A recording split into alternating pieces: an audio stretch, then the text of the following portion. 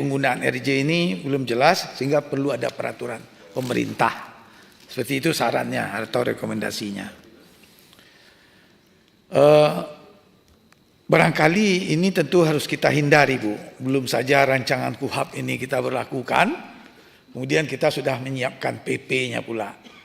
Nah, kalau mungkin dalam penjelasan bisa kita muat, kenapa tidak dalam penjelasan rancangan KUHP itu sendiri?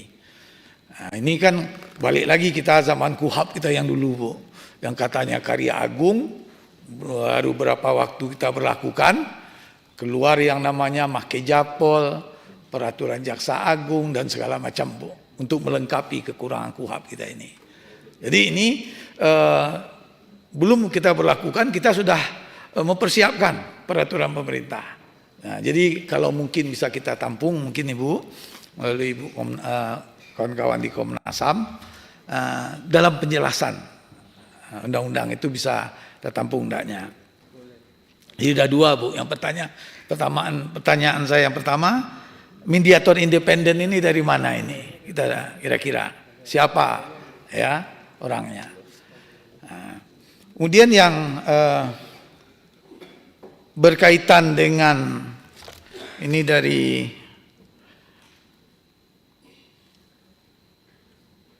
Kementerian Azazi, ini saya membaca, Pak, ini mengenai penangkapan, ya, mengenai penangkapan untuk tidak sewenang-wenang dengan memberitahukan segera atas alasan dan tuduhan. Ini tadi menyambung apa yang disampaikan Pak Safruddin. Kami berkali-kali menampung juga aspirasi dari rekan-rekan kita di pengadilan tinggi, pengadilan negeri, termasuk dari Polda, Kejaksaan Tinggi di daerah. Itu para hakimnya tidak siap ini, Bu. Kalau kita minta 2 kali 24 jam, 48 jam itu untuk dia menentukan sah atau tidaknya penangkapan. Nah, terutama dari segi personil ya, Pak Sab. Kawan-kawan hakim ini tidak siap dia. Ini salah satu kendala kita.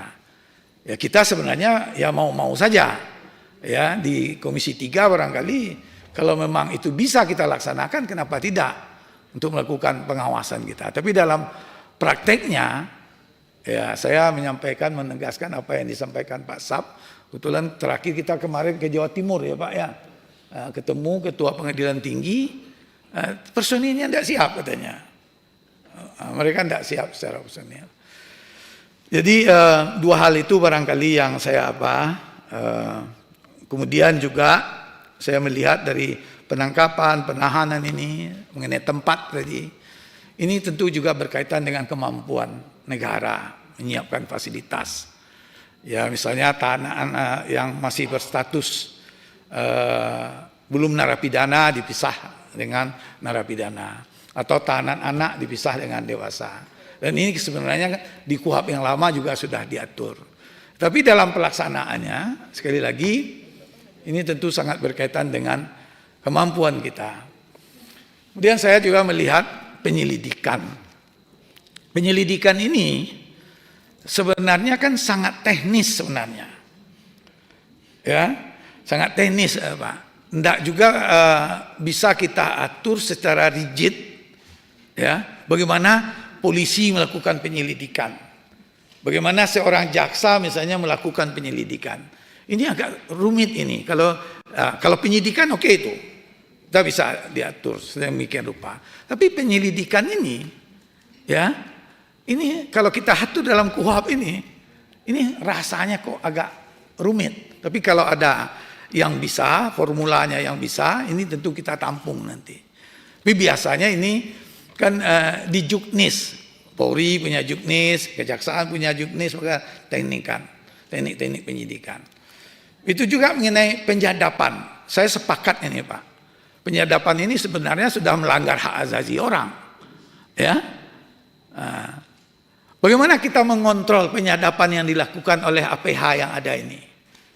Ya, gimana kita mengontrolnya?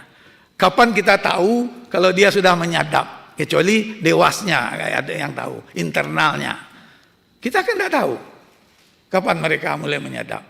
Nah, kira-kira apa solusi yang bisa kita lakukan. Saya sepakat ini, penyadapan ini juga harus diatur. Kalau aturannya sudah ada, tetapi bagaimana mekanisme kontrolnya? Bagaimana kita mengontrol penyadapan itu? Barangkali itu saja, barangkali untuk kelengkapan. Kita ingin tentu KUHP kita ke depan ini kita perkecil bolong-bolongnya tadi, Pak. Jangan seperti KUHP kita yang lama, yang awalnya karya agung, belum 1 tahun berjalan, keluar aturan-aturan, regulasi-regulasi, ya. Ada yang Mahkejapol, ada yang peraturan Mahkamah Agung, malah kadang-kadang dulu ada varia peradilan ya Pak ya, yang itu menjadi sumber kita ya oleh APH pada waktu itu. Saya pikir memang kita harus bekerja keras. Tapi Bapak Ibu, yang saya tahu, saya mengikuti rapat-rapat KUHP ini dari awal. Ini upaya kita di Komisi 3, Pak. Barangkali yang kita undang ke sini di luar yang jemput bola tadi, ini mungkin 70-80 lembaga, organisasi yang kita undang sebenarnya ke sini. Ya, tetapi di luar saya lihat DPR yang tidak terbuka, sebenarnya sangat-sangat terbuka. Saya ulangi, saya anggota DPR baru Pak. Saya baru kali ini saya lihat, oh begini betul membahas undang-undang ini. Ya, upaya kita sudah sangat maksimal. Ya tolong dibantu Ibu Komnas HAM dari Menteri HAM barangkali bantu mensosialisasikan supaya seolah-olah Komisi 3 atau DPR tidak transparan yang bagaimana lagi yang sudah kita lakukan selama ini barangkali. Ini barangkali, terima kasih. Assalamualaikum warahmatullahi wabarakatuh. Terima kasih Pak Beni. KUHP ini kita sempat pending ya beberapa waktu yang lalu, kita bahas sampai malam, tapi sekarang ini memang DPR lagi jadi sasaran untuk pembulian Pak. Padahal tugas dari masyarakat ini kita selalu kawal, apalagi kita membahas ini tentunya juga untuk masyarakat kan. Saya kasih waktu masing-masing dari Komnas HAM maupun Wakil Menteri HAM untuk dirangkum saja dari beberapa mungkin yang sama. 15 menit cukup. Ya, silakan dari Wakil Menteri HAM.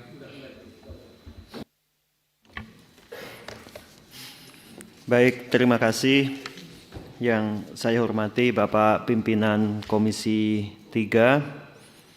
Demikian juga para anggota Komisi 3 yang tadi menyampaikan beberapa poin dari Pak Wayan, kemudian Pak Sudeson, Pak Rikwanto, terima kasih Pak. Kemudian tadi ada Pak Martin ya tentang Komnas HAM dan Kementerian